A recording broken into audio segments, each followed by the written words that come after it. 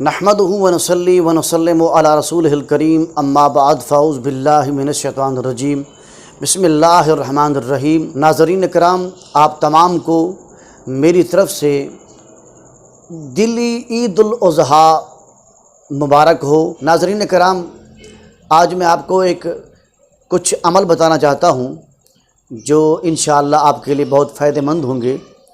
عید قربانی کی رات عشاء کی نماز جماعت کے ساتھ پڑھنا۔ خواتین اپنے گھروں میں نماز پڑھیں۔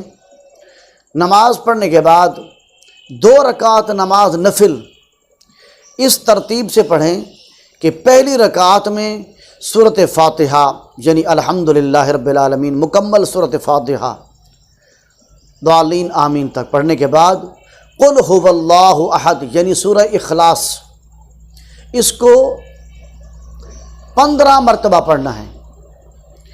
دوسری رکعت میں سورۃ فاتحہ کے بعد سورۃ الفلق قل اعوذ برب الفلق اس کو 15 مرتبہ پڑھنا ہے۔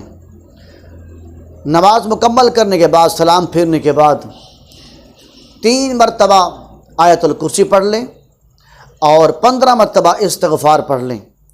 اللہ جل مجدہ انشاءاللہ اس کی برکت سے ہمارے جتنے گناہ ہوئے ہیں وہ معاف فرما دیں گے۔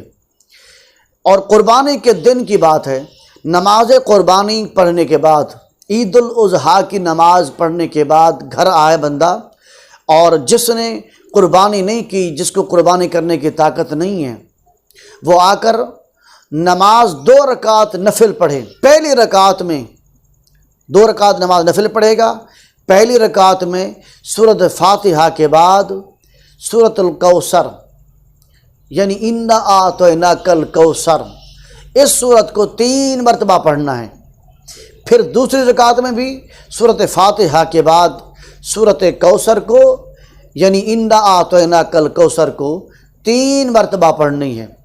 نماز مکمل ہو جائے گی، دعا کرے گا، اللہ جل مجدہ ایسے بندوں کو اونٹوں کی قربانی کرنے کا ثواب عطا فرمائے گا۔ اور قربانی والے دن یعنی کل کا دن جو ہمارا قربانی کا دن ہے عید الاضحیٰ، اس دن صبح اٹھ کر آپ نہائیں، غسل کریں۔ غسل کرنے والا بندہ ایسا ہوتا ہے عید کے دن جیسے اس نے دریائے رحمت میں غوطے لگائے ہوں۔